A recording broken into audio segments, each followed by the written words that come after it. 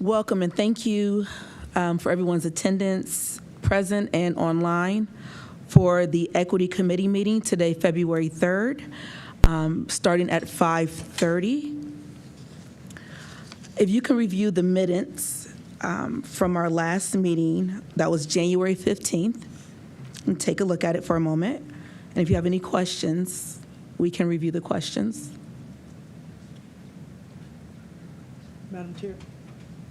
Madam Chair, I move that we approve the minutes from the previous meeting. Okay, thank you. Is there a second? Yeah. Or am I the second? Yeah. Okay, I second. Yeah. Okay. All in favor? Aye. Okay, I too. Okay. Thank you for that, Member Sykes. Okay, so next we'll go to review our agenda today for February 3rd. Any public comment? No? Okay. Well, we'll go ahead and move on to Equity in Action. Emergency procedures for APS families. Yvonne Culver or Adam Motter? Or Okay. or Dr. Jackson, I'm sorry, Dr. Chapman, did you want to start off? Okay. Thank you, Member Hall. I am not Yvonne Culver. She's out of the district right now, so I'm filling in. We are going to go over these new emergency procedures. Yvonne has been truly a wonderful shepherd in this process. If there's anything that you like, it's probably because of her. If there's something that's goofed up, it's probably my fault. But I will fill in ably for her. Let's see if we can get the slideshow to work. I'm really not sure we're going to be able to do that. Maybe I can try to. Where's our pack?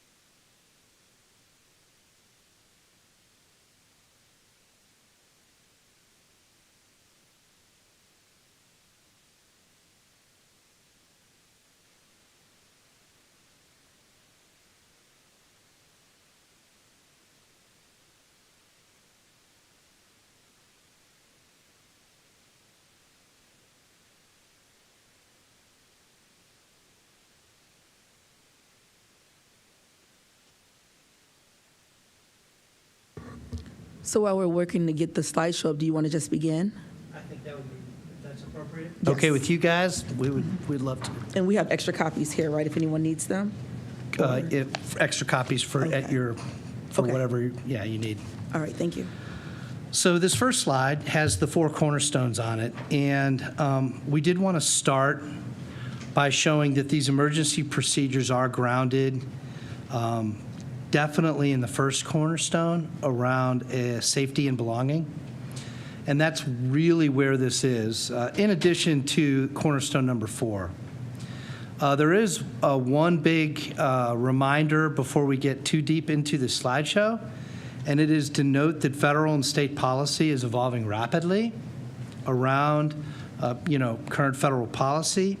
As such, our APS process for ensuring the safety and well-being of our students, families, and educators is also evolving to meet the needs of our community. So if something changes, we'll be ready. But as of today, this is where we're at. The next couple slides just speak to almost like some prerequisites, essential realities It is important to note that federal law is clear that a school district cannot deny educational rights to any student, regardless of their immigration status. In fact, APS does not require immigration documents for enrollment. That is based on Supreme Court law. And in fact, it is unknown what the the immigration status is of any of our students at any given time anyway. Another essential reality, these new federal policies do have an impact on our families and learning conditions for our students. So it is important that we're addressing them correctly. Our top priority, obviously, is safety and well-being, and we're going to make sure that that is front and center throughout this. So how do we do this? How do we move things forward? The first step is it's very important that all of our families have updated their emergency contact information. So we're working through that through various methods to let all of our families know, to make sure that whatever their emergency contacts are, that we have the right information. One of the interesting pieces is they can do it through HACK, our electronic system for parents, but they can even just come to the school if they have the information to make sure that we have the latest information. Another thing that we have for our families are these red cards, and I passed each of you a red card. If you can read it, I'm impressed. All of you have a different one with a different language. But we're leaving these in our main offices at our schools. And if a family does want a red card, they can grab one. If you're not familiar, basically it says that, I wish to speak to a lawyer, I wish to engage in my constitutional rights, that type of thing. And on one side is maybe in English, and the other side, it's in that language so that person can have it. Once again, we're not distributing these or anything. They're just in our main offices and in multiple languages. Additionally, we have partnered, coordinated, gotten great information from some amazing community partners, the International Institute of Akron, Community Legal Aid Services, and Summit County Children's Services to ensure that they're all getting the same message. For example, Community Legal Aid Services is doing an event in the community called Know Your Rights. And then if our families want to go to that, they can. What do we need to be concerned about? There are three basic scenarios that are most important.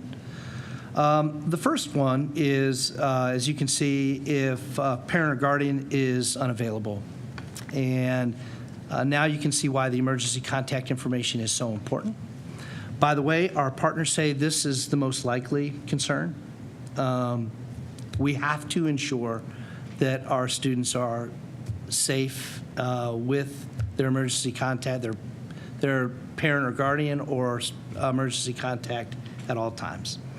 The second one is we are anticipating this is going to be less likely, but could happen if a parent or guardian were to be detained or something like that.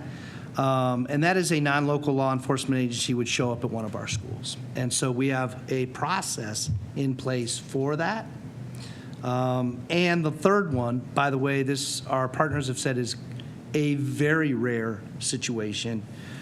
Should a non-local law enforcement agency have an interaction with one of our students, around transportation, at the bus stop, before or after. Apparently, it's not anticipated to be a common thing, okay?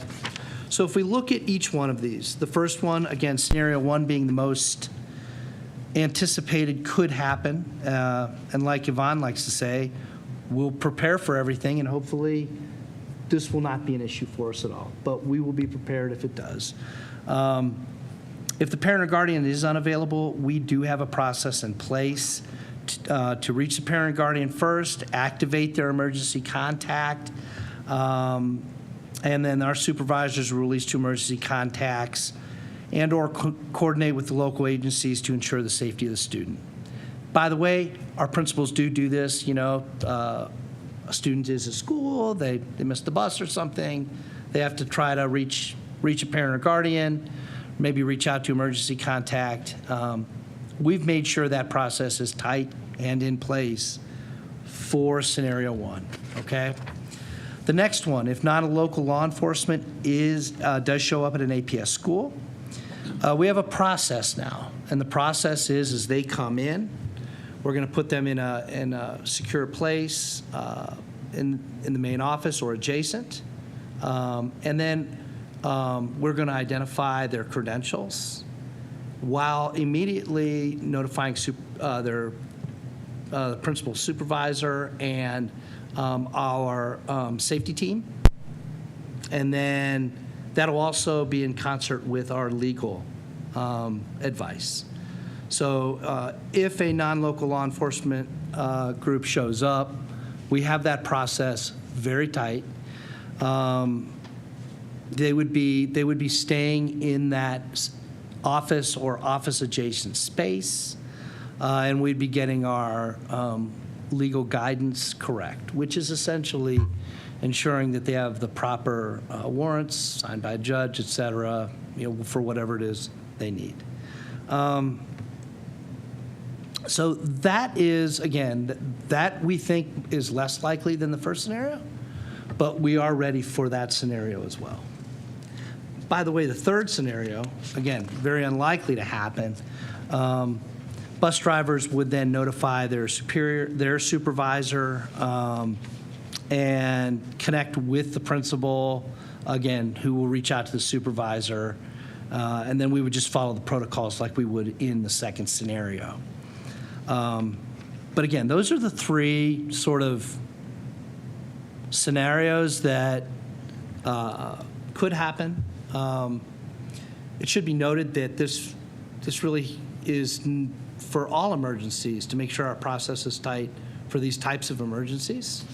And then also we do have some next steps. Communication is ongoing with APS families and personnel. Continued communication with our community partners. Remember I mentioned the Know Your Rights. They will continue to do outreach, educational types of things for community members. And then also our next steps will be to ensure that all our APS staff are on board, have the same messages, and follow routines to ensure to keep all of our students and their families as safe as possible. So that's kind of a high-level look at where we're at, but we are ready to go. I would defer to Angela if there's anything big that I missed. Very good job covering everything. He did a really thorough job with covering everything as it relates to our processes. And then also, like he said, we're having ongoing communication. We've sent letters home to parents. We've also created a guidance video that we've pushed out through our vector training system, as well as sharing the video with our principals just to go ahead and share with their staff if they don't have enough. Just because we're doing it in multiple ways, just to make sure people have their eyes on the guidance video. And again, thank you to Mrs. Culver, who worked on the guidance video, and to Larry Johnson as well in our communications department with getting this all put together so quickly to make sure that our staff is educated. Thank you so much for that. I just have two quick questions, and I'll just say both of them. You can answer whichever way.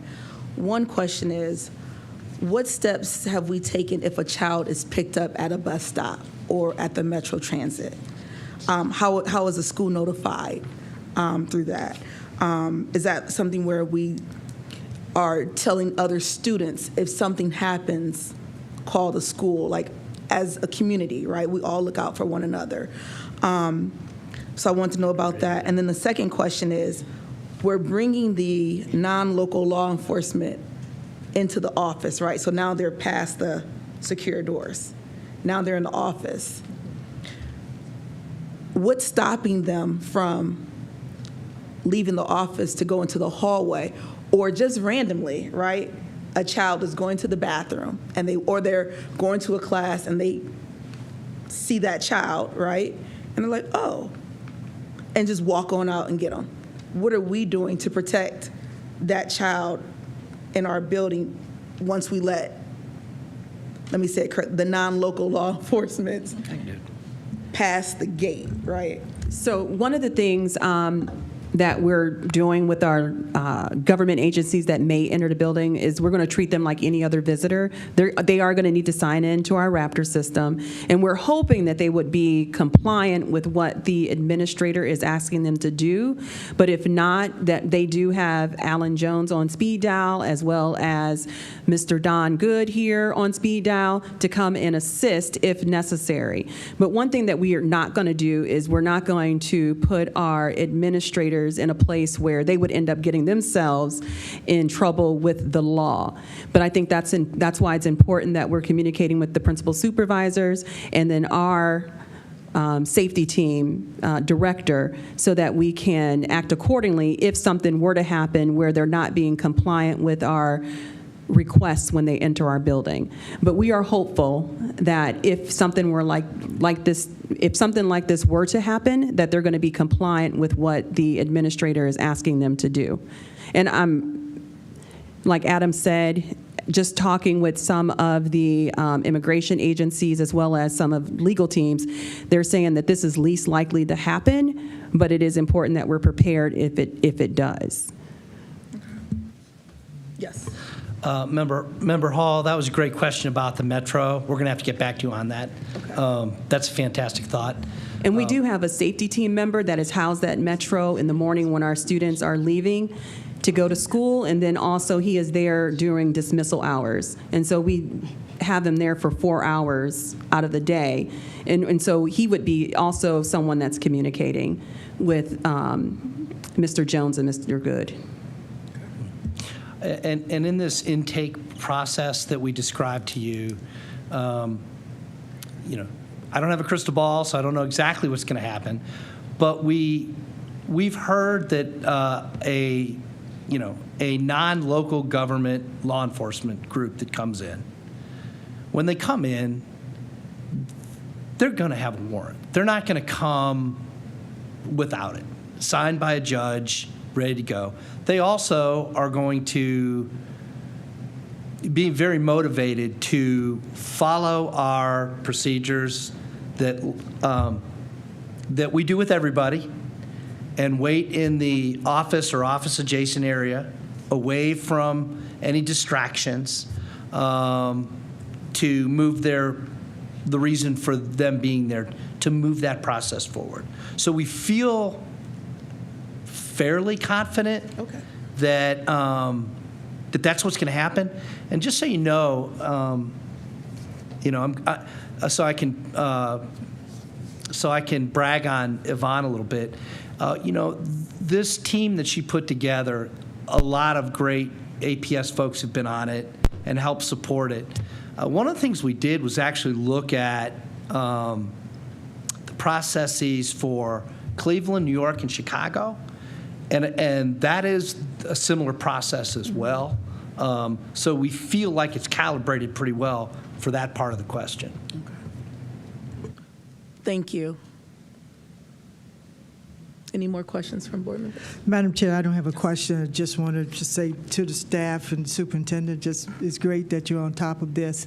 I think the communities just knowing that you have the answers makes them, I can't even imagine how uncomfortable and nervous and afraid that so many of our families are right now during this time, and for you all to be on top of this and to have the answers prepared and to give the support, again, shows that we teach, but there's other things that we have to do in order to try to keep our children safe. So I just appreciate the work that's gone into this to ensure our community and our students within our community that you're thinking about them and that you're going to try to make them as safe as possible. I really do appreciate that. Thank you, Member Sykes. Member Harrison? Thank you, Madam Chair. I have a question about the red cards. I think this is a great idea. I have an offline question too, but is there I guess these cards being in the office, how do the parents know to ask for them? And is there, would this not be a better process? And it could be and, not either or, it could be and. But some of our community partners, and I just think about, we may be on the line, a line where we don't want to be with the cards. Right, so we will not distribute these cards to anyone. So it would be up to, just like if you come in and say, can I pass out this? I'd get it approved and I'd have it available on the counter. And it's up to the parent to see that and to grab it. But we will not be distributing the red cards. Thank you, Member Harrison. Yes, Member Jackson? I think Member Harrison kind of like then took me into my question, which I think for the people watching at home and just for a parent, is there a particular reason that we can share as to why we would not just pass out these cards? Like, what if there's a particular reason? And I think if we could just like briefly discuss that. And then another question that I've been receiving a lot in the community was, do you all still, do the school district still teach civics and certain, where your natural rights and your constitutional rights? Is this a class that is offered to students? And I can table that for like instructional policy because it came to me later. The reason why I'm asking this, because when I was in Joseph Finley's class at Goodyear Middle School with civics, and he handed us each a mini constitution with our Bill of Rights. I was so empowered by that. I mean, I said that before here, but I remember, and I was only like in the 6th grade, but I remember feeling like this meant something and these were my rights, and I really would read it and any little thing just to kind of probably be a rebel rouser, but the police pull up on the block. I'm looking, they can't ask you that, but it was an empowering tool. So that's why I'm asking, is there a reasoning why certain things that empower the student body to get something, to know their rights, and to be able to carry it on their person? Because as I'm seeing this, in this climate, yes, but in the previous climate, when the police has come and checked our students' cars on our property, I wonder, did they issue a warrant before things like that was allowed? Just general good practices that we would know and have knowledge of. So I would have to get you the answer as relates to it being accurately answered, but we were advised. But I can follow up and provide you with a response after I reach out to the appropriate person that provided that advice. Absolutely, thank you. Okay, well, thank you. If there's no more questions, we'll move on to the next. Equity in action. I'm sorry, we just did that. Community access for CLCs. Deborah Folk, would you like to come up? And then I'll let you introduce everyone else, if that's okay.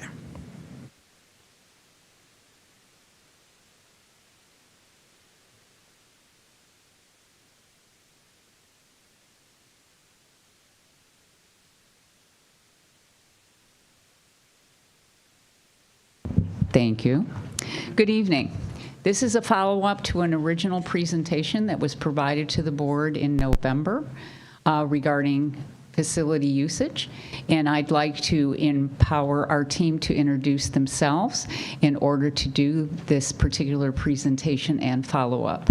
And I am going to go ahead, and Ms. Carter has been in the background with this along with Ms. Carla. They have been part of this watchover, and we currently have Dr. Ellen McWilliams-Woods. She is currently with the YSS group that is empowered through the city to start this review process. We have Ms. Relinda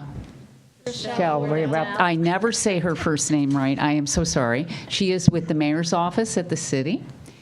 We also have Danico Buckley Knight, who is also with the city.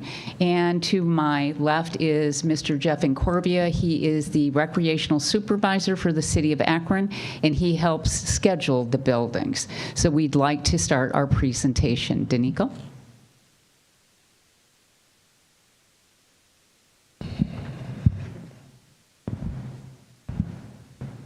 Thank you. Can I take this off? All right. So good afternoon, and thank you for the introduction. Again, I am Danico Buckley Knight, and I serve as the Youth Opportunity Strategist for the City of Akron Mayor's Office, but I also serve as a parent of 4 Akron Public Schools students, and I'm also a football coach at Akron East High School, and I'm also a nonprofit organization that serves youth and families. So this conversation is near and dear to me. To kick off, I want to share a story. So in November of last year, I participated in a national conference called the National League of Cities, and it was held in Tampa. And it was a number of community leaders through the country, and they were talking about the trend of now and how youth and young adults don't have access to after-school extracurricular activities. And someone talked about this idea that they're going to be piloted in their community, which allows nonprofit organizations to utilize their schools after school from Monday through Friday in the weekends and in the summer. So I shared that Akron basically has this collaboration with the city and our school district where we have a ton of CLCs that collaborates with nonprofit organizations to serve youth in the out-of-school space. And I became like the superstar because of that. What I didn't talk about was some of the challenges. So today's presentation is to talk about some of those challenges, but also to create some solutions related to those challenges. So one of the things that we wanted to highlight was why did the City of Akron, Akron Public Schools, and Youth Success Summit come together to improve CLC access. The first one is it was after hearing from the community has always had this idea of utilizing our CLCs in the out-of-school time space. And when I began working for the City of Akron, one of the biggest things that organizations talked about was the inability to access our CLCs for a number of different reasons. Another reason why we wanted to improve CLC access is to expand our after-school and summer opportunities. So, one of the cool responsibilities that I had was to allocate funding around violence intervention and prevention. And one of the strategies that our administration really had an intentional focus on was serving youth in that out-of-school space. The data shows that youth spend more time out of school than in school. And also the data shows that the hot time of crime is usually after school in the summertime and in the weekends. So the city, as well as Akron Public Schools and the community, all are in agreement that CLCs is an asset to our community, and getting better access will support our violence intervention and prevention, but more so give youth opportunities in that out-of-school space. And the last thing I want to highlight is the equity gap. Again, looking at things from a data number standpoint, higher income families spend roughly $3,600 per year on out-of-school time activities compared to $700 per year for low-income families. And then, to be honest, with that $700, that's a struggle for those who are paying the $700. So that equity challenge is what we're here to address and hopefully be able to provide some solutions with CLC access. So I'm going to pause and pass it to Dr. Ellen.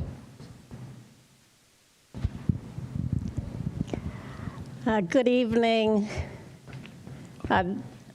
It's great to be here, Chairperson Hall, President Jackson, and Dr. Robinson, and other esteemed members of the board and staff. It's great to be home here in this room. And I tell you, I thought I knew everything about CLC access because we have spent so many years talking about access, listening to concerns about access from our community-based organizations, and I thought I knew why, the root causes, what those barriers were, from being on this side, on the school side. But now that I'm in the community and on the community-based organization side, I'm working with the Youth Success Summit that represents around 70 after-school and summer community-based organizations. Danico is going to show you a list of those in a little bit so you understand who we're working with and who we heard from. I have a much better understanding now that we all have sat down, used that feedback and that input from all of these community-based organizations to really understand, talking about a root cause analysis, really digging in. I had a good understanding of the buckets, but not the actual details. And sitting next to out-of-school time providers where they're showing the invoices, showing the barriers that they were faced, it has been eye-opening, and I feel like finally, I think this is the 4th CLC commission I've served on over the years, but this one, I feel like we have made some incredible progress. So tonight we're going to talk about that progress. We're going to show you what we've done so far. And then talk about the future as well. So in that big why, I want to make sure everyone understands, and the city reminds me all the time, we're talking about adult access and youth access. We obviously, from being 36 years here in this district, focused on youth every single day, and in my role with the Youth Success Summit, I'm focused on youth every single day, supporting them. It's not just youth. We are going to lean into the access just because you're a school district, and obviously you care about what's happening after hours with them. But we're also talking about adult community-based organizations as well.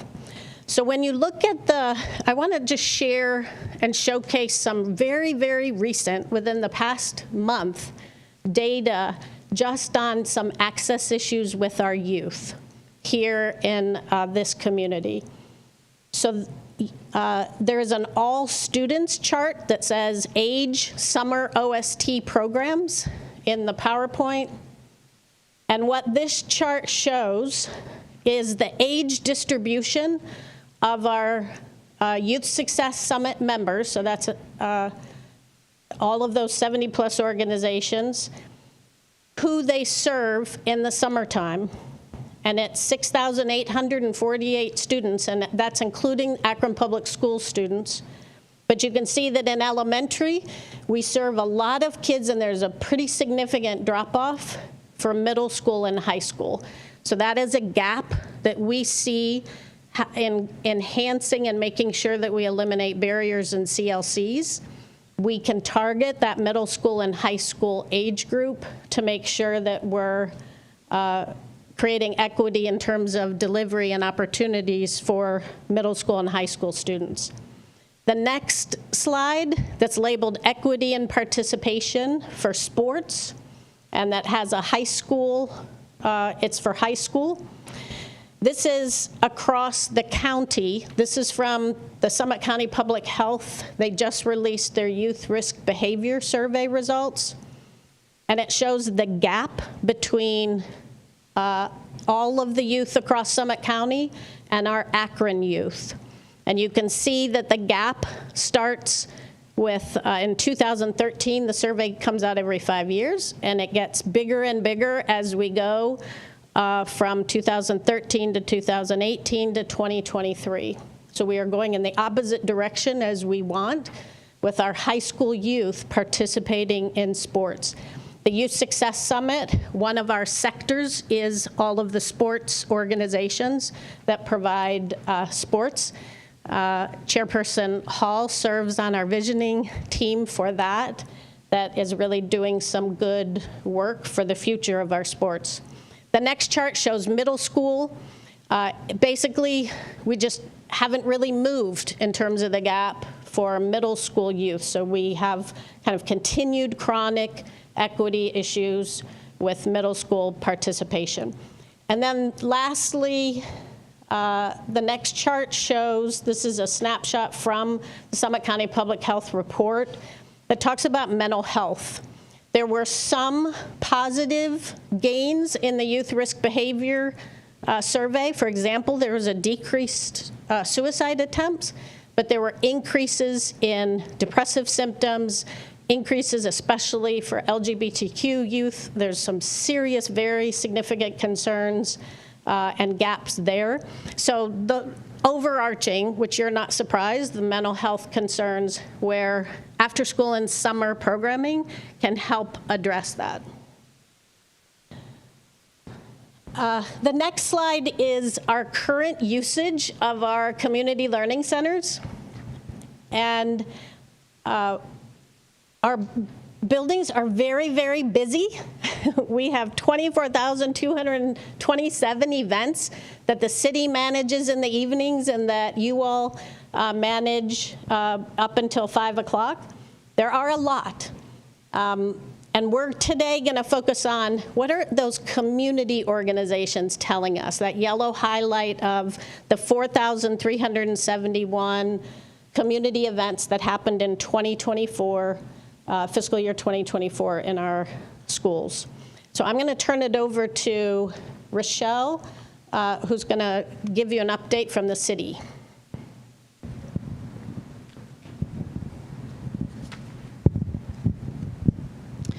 Thank you, Ellen. I'm Rochelle Wardell. I'm the Education and Health Strategist in Mayor Malek's office, and I just want to make a statement on behalf of this work group and the Malek administration that I think is a given to those of us who are working on the issue, but it may not be a given to our fellow residents. And because the most important thing we can do is to listen to our residents and families. And in this case, it is to ensure that our community learning centers truly fulfill their promise as welcoming community hubs.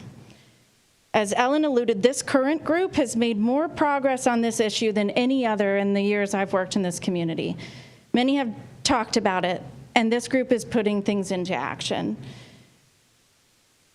And today's announcement of a shared handbook between our two organizations addresses a key procedural barrier that our community has identified. However, we know that procedural challenges are just one part of a larger issue. Moving forward, both the city and the schools are committed to continuing this work, not just to address additional procedural concerns, but to also tackle cultural and customer service barriers that impact access and experience. While today's announcement is an important step, it does not mean that the work is done.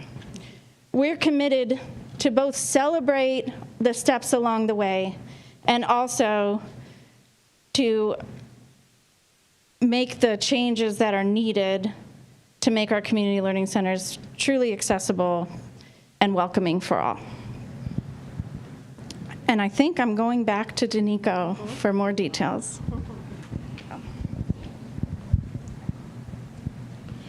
All right, so I'm gonna highlight some of the purposes of our facility access team. One of the key purposes was to gather feedback from community-based organizations on what is working well, what is not, and suggestions to improve the CLC rental process. So with that, this has been ongoing for a little over 2 years now. A year and a half, going on a year and a half.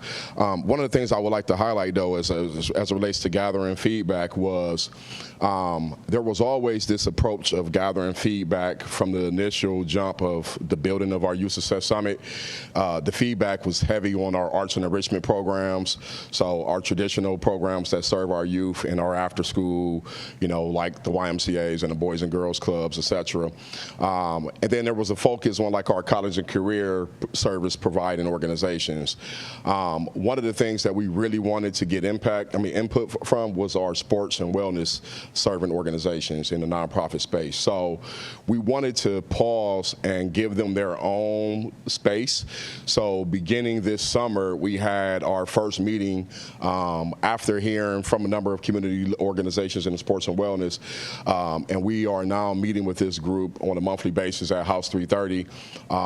We are going to allow them to highlight some of their findings, some of the areas that they want to see improved in sports and wellness, and that's going to take place in May in our quarterly Youth Success Summit meeting. So definitely gathering feedback from those nonprofit organizations is one of the purposes of this group.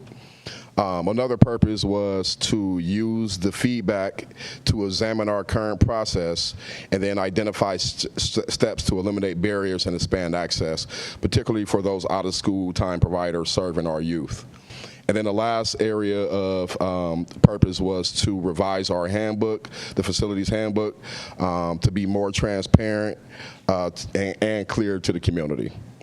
So I'm going to pause, but I wanted to, as Dr. Ellen mentioned, there's probably 70, 80 plus organizations that are working with Youth Success Summit, and these are the members who we wanted to make sure that we gathered feedback from.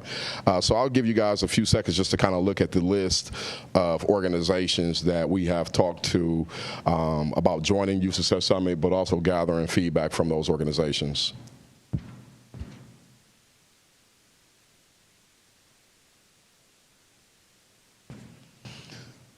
Now what I will do is pass it over to Jeff, who's going to talk about facility access and some of the challenges related to the city.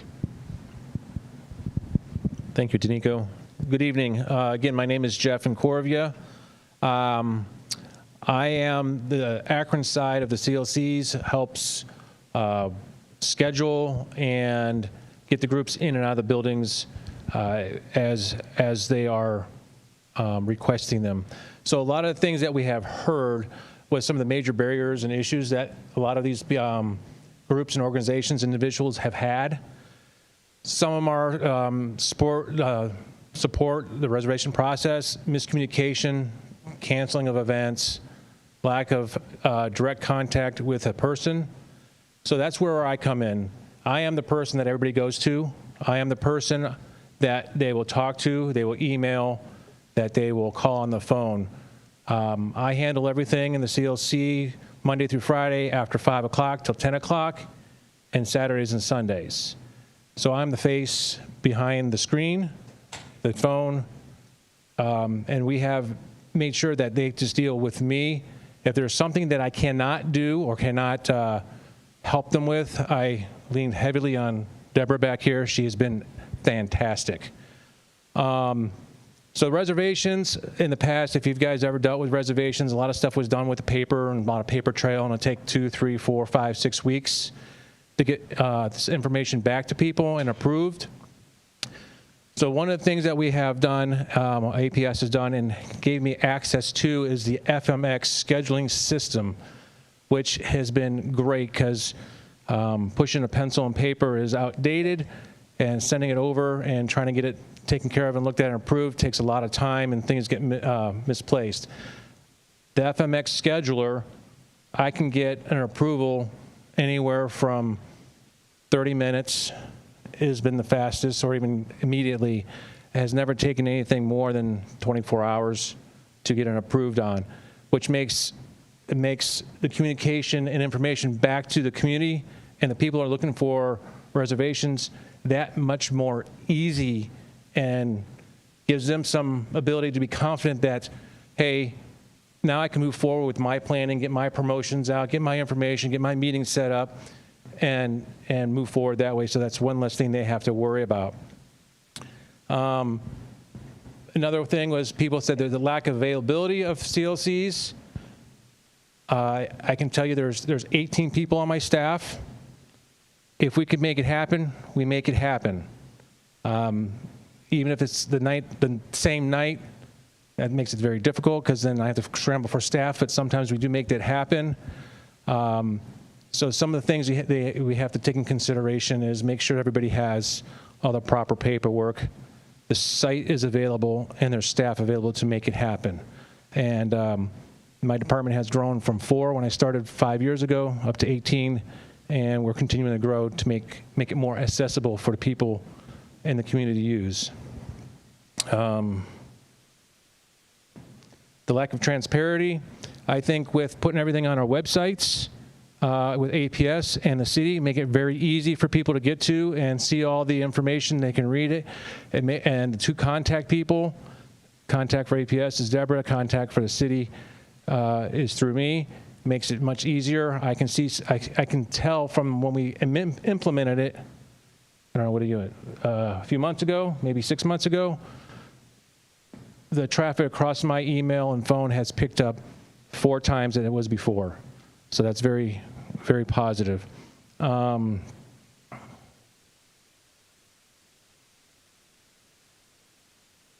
of the things is cost. Some people think it's too expensive for nonprofits. These are things that we continue to work on. We're trying to come to a medium on the cost. That's something that we continue to work with and we continue to look for. On our end, for the city, I keep telling my staff 95% of the stuff that we do is free. So the costs, as long as they are a registered nonprofit organization and we can verify it on the IRS website, there's no cost for these people to use the facilities. And that's 95% of all the uses that I do. Other than that, did I miss anything? I think I could. All right. Thank you. And back to Deborah. So we did make some wonderful accomplishments. If you would look at the next slide, these are some of the before and after issues that we have been able to resolve. As Jeff alluded to, it was a paper and pencil reservation. FMX, as you were advised in November, was live and well as of July of last year. So it is a quicker, more consistent system. It gives us a quicker turnaround. It's a digital signature process and redirects the providers to what facilities and dates are open when they go into the system to try and schedule. There was previously no training on a reservation process, so with the training for out-of-school time providers has now moved forward and is being accomplished. That's why YSS is a wonderful partner with us, along with the training that the business affairs staff as well as the city does. There were multiple contact people before. This is now centralized to the business affairs office. In my particular office, Nina Biskin is the administrator for this, with myself in the background, but that doesn't mean that Jeff and I are not talking on a daily basis, because sometimes we just need to tweak some things. Finding rental pages on the APS and city website was difficult. Those have now created clear locations. As we advised before, the APS website, now at the blue banner at the top, says CLC Rentals, and the city has also made theirs more available and easily found. And CLC usage reports didn't have a separate category for all community usage. So some of the revised items that we're going through right now is what is our usage through APS, what is the city usage for their events and their leagues, and then obviously the community usage as well. Now, you've got to get to look at the next slide, and you'll see how old our rental handbook was. Originally, APS made one in 2001, and it has not been revised. This, as we were talking together, we were looking to make a proposed, very clear, very specific handbook, which you do have a copy tonight as a draft. So on the next handout, you'll see, the old handbook was 2 different procedures. We don't even charge the same way. As an example, in Jeff's case, he informed us that when he is working, he asks for payment up front. When APS does it, we ask for payment at the end. And then the fields that Mr. Blake oversees for the city are billed at the end of the season. So these are the details that we've been able to work out. We took a 26-page book. and we now have it down to about 11 pages. We looked at many do's and don'ts, so we're looking for a very set of simple procedures organized by section in user-friendly language. And we truly took section by section. We looked at them together, and we had very specific readers wanting to make it very friendly to those people. The lack of clarity on who is responsible to remove guests not following the rules. This came out of a community actual meeting that people attended. We were here at the APS building, and that came across very specifically. Who has the authority if something comes up? So we've devised clear language for the renter on their responsibility and authority to remove and or ban participants or spectators from their rental events. No checklist when exiting. That is something that the city has already got, and we're going to implement that same type of process at our end. Different fees charged between us. We truly went line by line. Why did we charge for this? Why did the city charge for that? So we're coming up at this point with one set of common fees that we will all use. We were looking at 3 groups of rates and increasing the transparency. So if you fall in group A or B or C, you'll understand exactly where you would be on this list. And then we talked about many add-on fees charged to base rent. We are looking at a significant reduction to that list of add-on fees, and we're only looking for high-end soundboards, theater equipment that need some very specific assistance because they're just not easily available to be used by just somebody else. And now I'm going to turn this over to Ellen. So before I review the proposed fee structure, I just want to pause in terms of, I mean, that was a lot of like technical, this.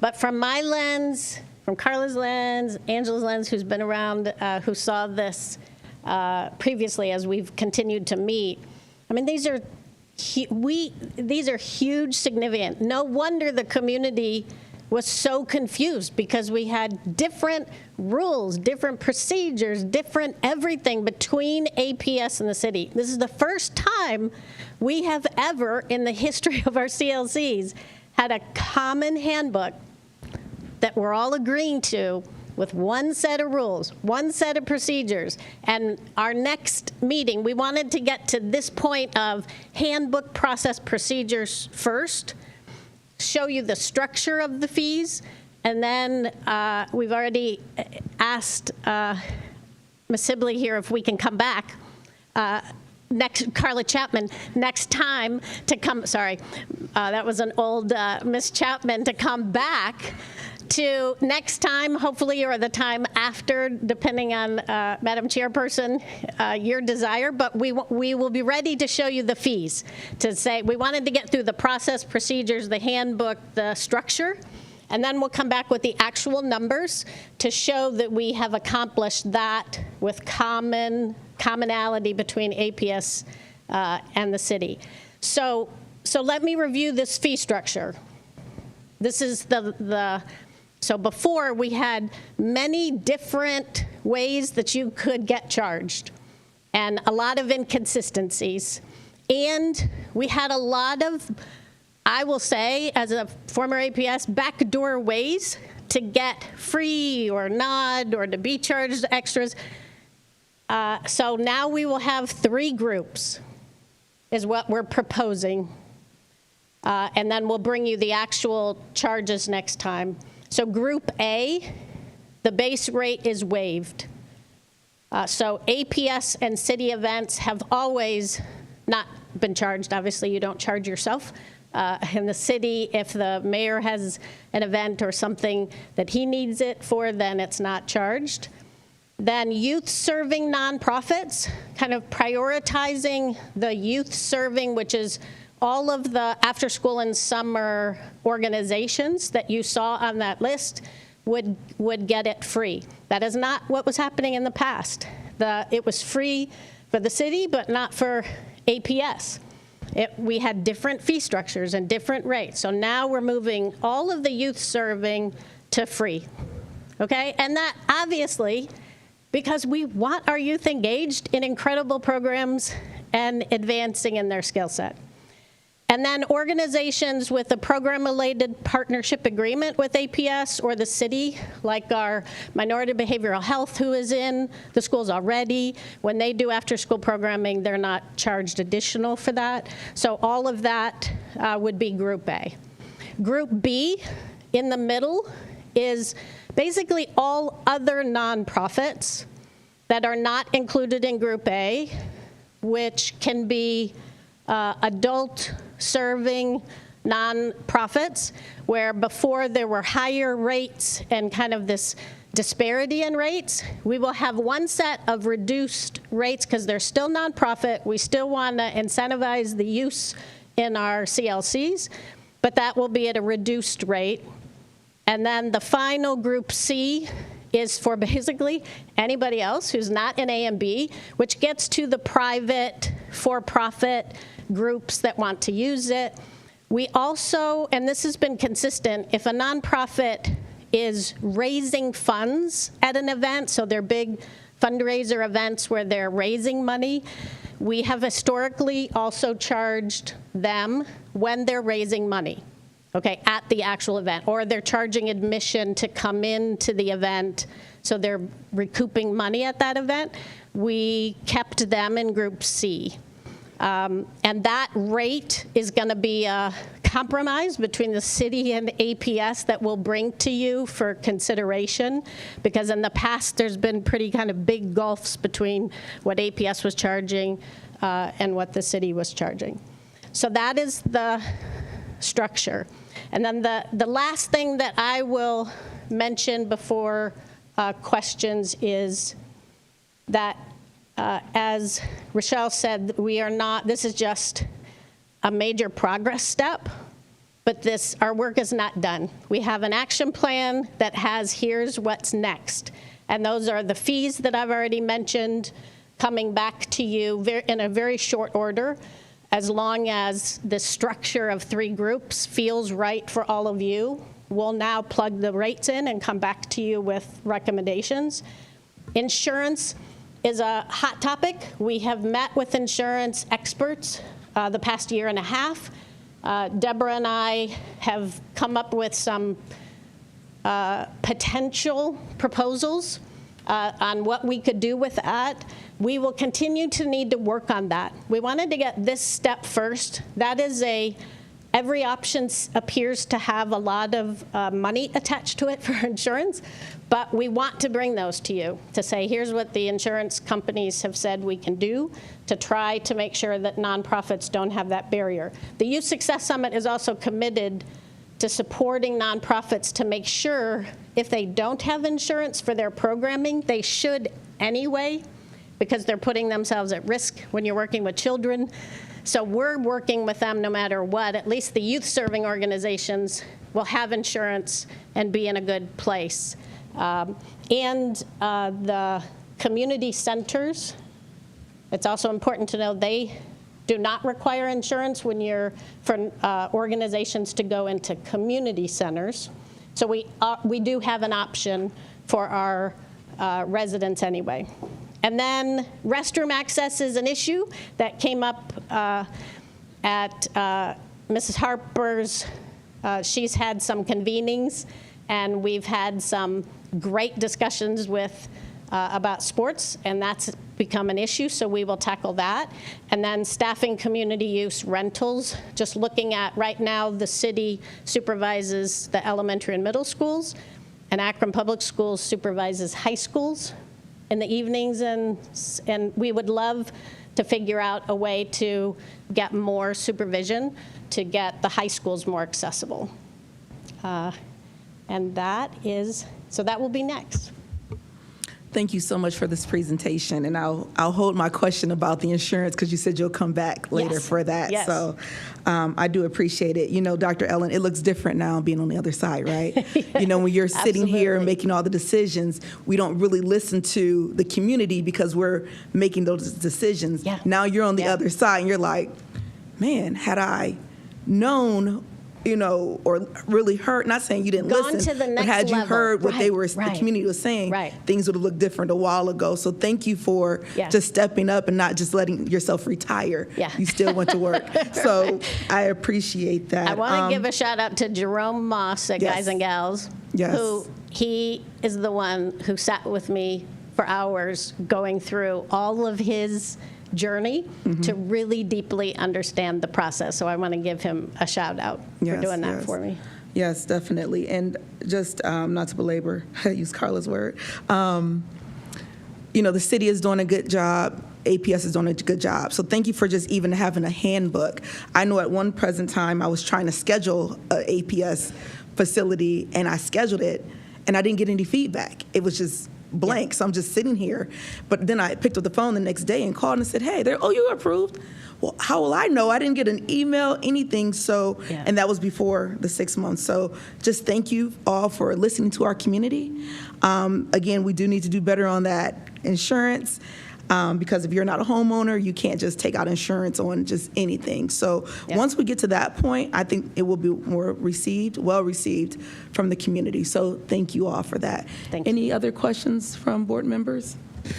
Thank you, Madam Chair. Let me just first of all apologize to you as you all was going through this. So I was messing with her, making all kinds of comments up here.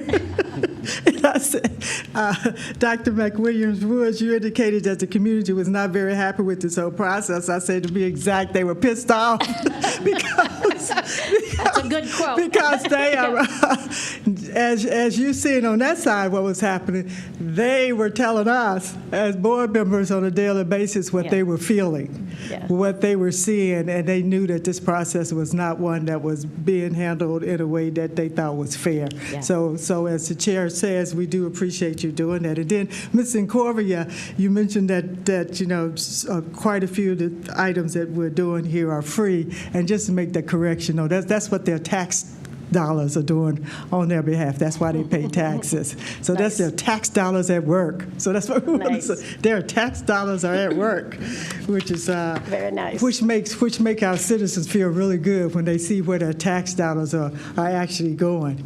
So just those things. Thank you again for taking the time to do the work, to listen to the board members, to listen to our community, and to work in conjunction with our superintendent and the staff to get this moving. I know the community is going to be really, really happy to see these changes. Thank you. Member Harrison? Thank you, Madam Chair. I have a couple of questions, and I want to start with Danico. So Danico starts this basketball, AAU basketball team, Wolfpack. Wolfpack will have 2 young men this year from Akron that will be in the NFL draft, which is an awesome thing. However, the Wolfpack never had a place to practice. Okay, so we're practicing at a parochial school. They let the Wolfpack use their gym, and I say that to Member Sykes' point. We built community learning centers because they were supposed to do exactly this. And I'm happy we're here, but we're supposed to do this. There's some gaps that I would like to see us talk about, and not everyone is a nonprofit, okay? And then when we're talking about, let's say, the Pee Wee football, these coaches have these kids from July through November, and parents have to pay, and I'm talking about the football players, but we can talk something else about the cheerleaders. They have to pay a lot. And their ability to raise funds, whether it's having a dinner in the school, whether there is some kind of fundraiser, anything, their ability, they have our kids almost 6 months. And we have to find a way to support them. In the fall time, we have cheerleaders at our church that are practicing for competition. I don't know, yeah. And we have them at our church practicing because they have put in usage permits, I'm going to call that. But at Lane Field, they may get a building on the north side, which absolutely makes no sense, because if we have problems transporting kids for school, certainly the parents have the same problems. Okay, and so I think that some of these community-friendly, some of the cracks where I'm not a 501c3. You know what? I'm struggling just to keep these kids in shoes. Or I may be an AAU team, and you tell me, well, you can't use the facilities because it violates this. Well, yeah, I'm charging to get in, but we're not making any money.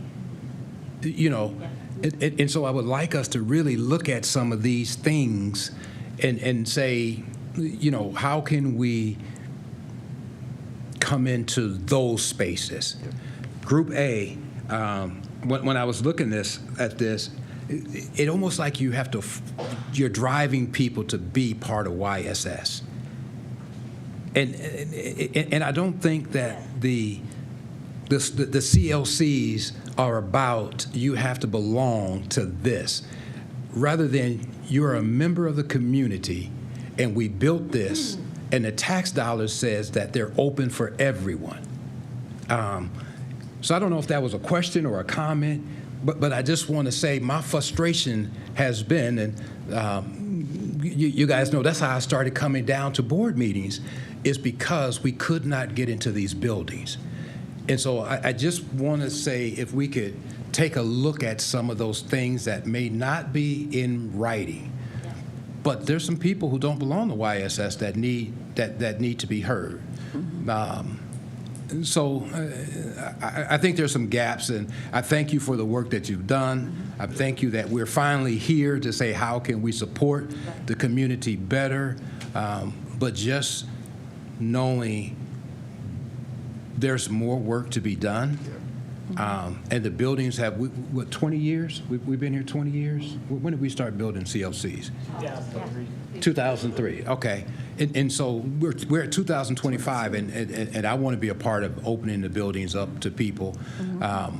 But 22 years. And so let's not forget the people who are not organized. And again, shout out to Danico. He'll tell you, you didn't start out being a nonprofit, right? Yeah, and spot on, and thank you for your comment. And just to highlight, I had mentioned earlier that I thought it was really purposeful and intentional for us to not try to build our sports and wellness kind of youth serving organizations and mix them in with our arts and enrichment organizations and mix them in with our college and career organizations. They've always been neglected, and they've never had an opportunity to be elevated. So we were real intentional on starting this summer, bringing those organizations together on a monthly basis at House 330 to show a little bit, you know, of, hey, you guys are a prestige organization, group of organizations, and we want to, you know, cater to you at House 330 on a monthly basis.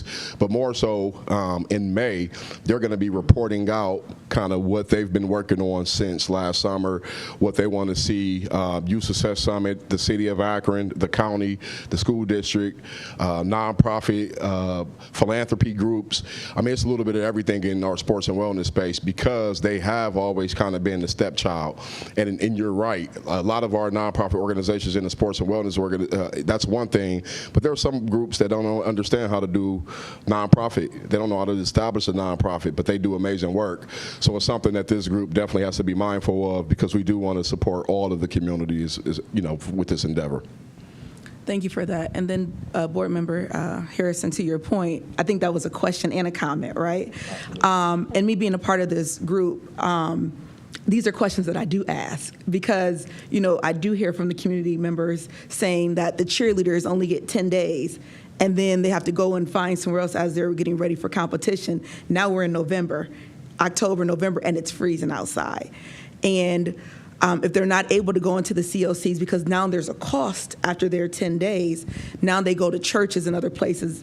You know, and unlike you open your doors up, but there's some other organizations and churches that want to charge $1,500 just for these girls to practice in an empty church in the evening. You know, and I know I talked about, you know, teaching these coaches on the steps to keeping these school buildings clean, right? So if they're able to go into the school additionally from those 10 days that they get, these are the steps that you need to take. You know, as being the coach, you need to make sure your kids are in this area. You need to make sure if there's any water bottles that it's clean and thrown away, just as if you're renting a facility, you have to clean. And these are our kids in our schools and in our community, so we do need to give them a little bit more than just 10 days, because it takes more than 10 days for 4 teams to practice at that same time in that same space to compete at a cheerleading competition. So you're very right. And then also I noticed, well, not noticed, but I made a comment at one of our board meetings that, you know, if we opened our doors to these AAU teams, you know, we could also make a profit, not saying a huge profit, but that profit could go towards our facilities where we're not taking money out of general funds. There's people with AAU teams that are looking for places, but APS, we don't open our doors for them. But they go to Cleveland, they go to the parochial schools, and they allow them to come in and pay $2,500 for a weekend tournament. Imagine if we open our doors on a weekend when we don't have things going on, and that organization is paying APS $25,000 to $5,000 just for the weekend. That money could potentially grow, and we can utilize those funds back in our school system. So I think that's something we need to look into also. Member Jackson, did you have something to say? Or have we answered all your questions? You answer a lot of them between you and Mr. Harrison, and I love like saying their tax dollars at work. I'm taking that because that's the deal. But my question is, and I agree, because I opened up my building for West cheerleaders for a competition. It was like a no-brainer for me because this my community, right? And I'm at work late anyway, so we opened up Emmanuel for them to practice. And I didn't even consider. It just was, I know them, the MSJ, can we use the gym? Yeah. But I didn't even think as a sitting board member, like, why am I using the CLC? But this helps. I'm just being real. The conversation is very needed and necessary. My question is, though, is there a fee associated with being a member of YSS? No. It's 100% free. There's absolutely no cost. And the strategy of putting the YSS in there was to expand the nonprofits that could get in that free category. But I hear you in terms of that. I chair the funding subcommittee on his sports and wellness team because there's a lot of the sports organizations that are members of YSS, so they'll be covered, but not. There's a few that aren't, and like AAU groups that are for profit, they're not. So I think it was a ploy to get more expansion. Oh, that's not my. And there is no. That's Harrison's question. That's not mine. Can I just finish up my question? Yes, there's absolutely no cost. It's all so free. my question is, and then you can piggyback to what Harrison was expanding upon, because I think that's where you were going. But there's no fee. Now, I think you started to go there. So, but you must be a nonprofit to be a part of YSS. Is that correct? No. Okay. Nope. Well, you don't then, need to be a nonprofit. So you don't. It's not a fee. You don't need a nonprofit. So I am just going to put out there, why wouldn't you be a member if because I'm thinking about the collective body of largely coming together. That's just my position, because I believe in, we better together the larger the group, and which leads me to my next point. Yeah. Because as you're talking about insurance, I remember that discussion, and I remember we got into it very deeply here about the insurance costs, and I said, you can get one-day riders. We went through all of that. And so as you go with that consideration, because I understand, as the chairwoman stated, you guys are going to look into insurance, but I'm looking at this large number of groups, and a lot of these groups, I know they're the real deal, and they're in the community doing the work that they say they're doing, that it would be a benefit for the organizations collectively in such a large number to possibly get a better insurance rate if we all under this covering, because I need to have insurance for my nonprofit regardless. It's just good business sense. It's just good operation sense. And we have to, like we say, stretch the students. Yeah. If you want to do an organization, you want to serve a community, this part of that stretching and polishing up as far as professionalism and what's required in each one helping one. If you're a nonprofit, and you know the system, you did a 1023 EZ or something like that to do Yeah. someone can help you along the way, but you may be for-profit. Yeah. And what I'm hearing you say, it doesn't either one, but there's certain practical things, especially when you're dealing with youth. You want to be insured, you want to have certain trainings, and what I know is that group economics works. Like if we're all together and it's 100 or 1,000 organizations, instead of me coming out of pocket and paying this astronomical amount as an individual for liability insurance. Yeah. Collectively, we can come together, and then each of us that are a part of YSS, this is our fee that we pay, which covers our liability for dealing with our age grouping. Yeah. And so that's why I wanted to ask that question. Lastly, I would love to see, we had a group of young people that came and they were C. They call themselves C. And it's a youth organization. They came and they presented to us here at the board. And I know Davon Caldwell-Sells was a part of it, Booked High School student, Zaya West from Firestone. I'm sorry, I can't call out all. East had representation. Okay. But when you talk about the sports and getting feedback, and it seems like it would be really great for a student organization such as that to also be a part of something like this, because then they can give insight to like certain areas, because it's their world. Yeah. And they're in it. So I love this. I mean, this has been a question since I became a board member. I'm ending my first term, so I'm on my 4th year, and this was discussed my first year. Yeah. And so I'm like, well, yeah, some numbers would have been good 4 years later, like to have it, but at least this part is here, and so it is hopeful.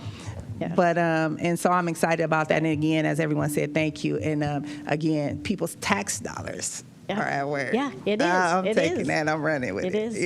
Yeah. Thank you. So just to say one more comment, and then, I'm sorry, does anyone else have any comments around the table? No? Okay.